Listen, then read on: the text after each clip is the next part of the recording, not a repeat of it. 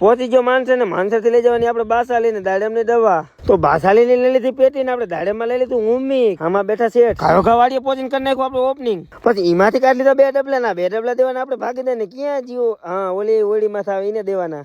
પછી બાઈક મૂકવું આપણે વાડી બાજુ દાડમમાં દવા લઈને જઈ. પહોંચી ગયો આપણે દાડમમાં જઈને કરવાની મોટર ચાલુ. પાડી દીધો મોટર નો ખાટકો કરી નાખી મોટર ચાલુ.